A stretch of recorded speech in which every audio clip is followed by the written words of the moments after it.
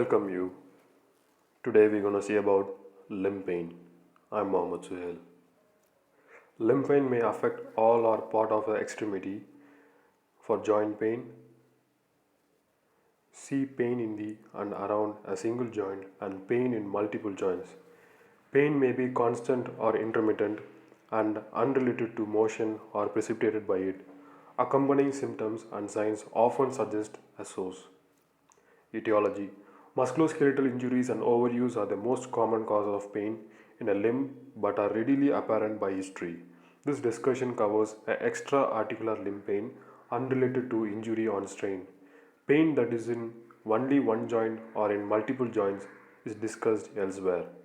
There are many causes, but the most common are the following: deep vein thrombosis, cellulitis, and radiculopathy. Uncommon but serious causes that require immediate diagnosis and treatment include acute arterial occlusion, deep soft tissue infection, acute coronary ischemia. Evaluation: it is important to exclude acute arterial occlusion. History of presenting illness should address the duration, intensity, location, and quality and temporal pattern of pain. Recent injury, excessive and unusual use, and factors that worsen pain and relieve pain should be noted. Any associated neurological symptoms should be identified. Review of system should seek symptoms of possible causes, including back or neck pain, fever as osteomyelitis, cellulitis, or deep soft dyspnea, pulmonary embolism, myocardial infarction, and chest pain or sweating.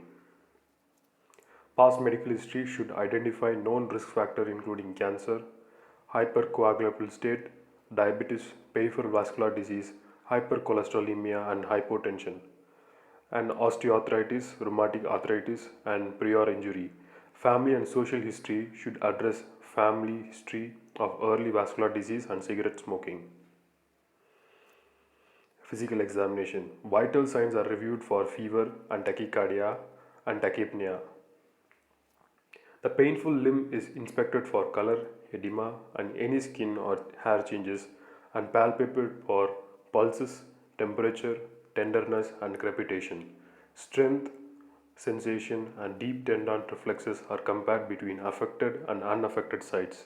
Systolic blood pressure is measured in the ankle of the affected extremity and compared with systolic blood pressure of an arm. The ratio of the two is ankle brachial index.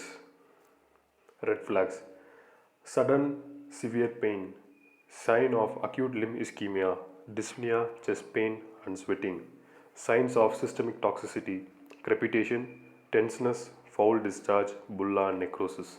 Risk factor of deep vein thrombosis. Neurological defects. Interpretation of findings. It can be helpful to categorize patient by acuity of symptoms and then further narrow the differential diagnosis based on presence or absence of finding of ischemia, inflammation, and neurological abnormalities. Sudden severe pain suggests acute ischemia or acute radiculopathy. Acute ischemia causes generalized limb pain and manifests with weak or absent pulse, delayed capillary refill. Coolness and pallor. Ankle brachial index is typically less than 0.3. Such vascular signs are absent with radiculopathy, in which pain instead follows a dermatomal distribution and is often accompanied by back or neck pain and diminished deep tendon reflexes. However, in both cases, weakness may be present. Acute ischemia due to massive venous thrombosis is usually cause edema, which is not present in ischemia due to arterial occlusion. Subacute pain, redness, tenderness, often accompanied by swelling and warm, suggest an inflammatory causes. If these findings are focal or circumscribed, cellulitis is likely to occur. Generalized circumferential swelling is more suggestive of deep vein thrombosis or much less commonly deep tissue infection. Patients with deep tissue infection typically appear quite ill and may have blisters, necrosis, or crepitation. Findings in deep vein thrombosis vary widely. Swelling and warmth may be minimal or absent. Neurologic findings of weakness, paresthesia, and sensory abnormalities suggest radiculopathy and plexopathy. If neurological finding follows a dermatomal pattern, radiculopathy is more likely to occur. Chronic pain can be difficult to diagnose. If neurological findings are present, causes include radiculopathy, plexopathy, and neuropathy, and complex regional pain syndrome. Complex regional pain syndrome should be suspected if vasomotor changes are present, particularly in those with previous injury to the affected extremity.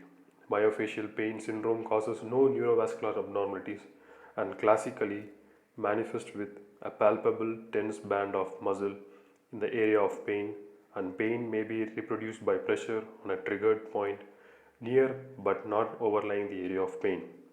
In those with essentially no clinical findings, cancer and osteomyelitis should be considered, particularly in those with risk factors.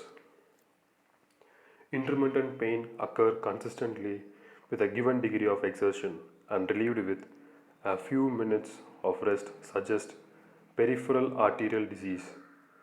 Such patients typically have an ankle brachial blood pressure index of less than zero point 0.9 and index of less than 0.4 indicates severe disease.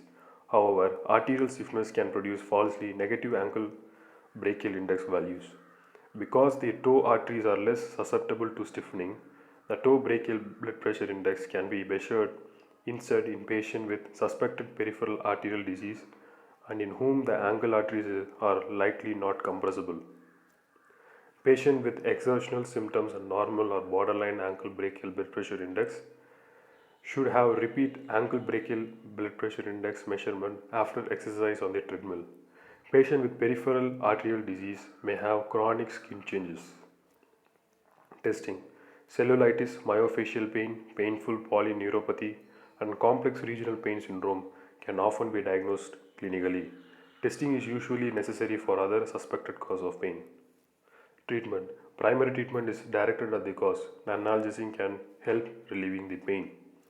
Key points: acute limb ischemia should be considered in patient with sudden severe pain. Presence or absence of finding of ischemia, inflammation, neurological abnormalities plus the acuity of onset help narrow the differential diagnosis. Thank you for listening.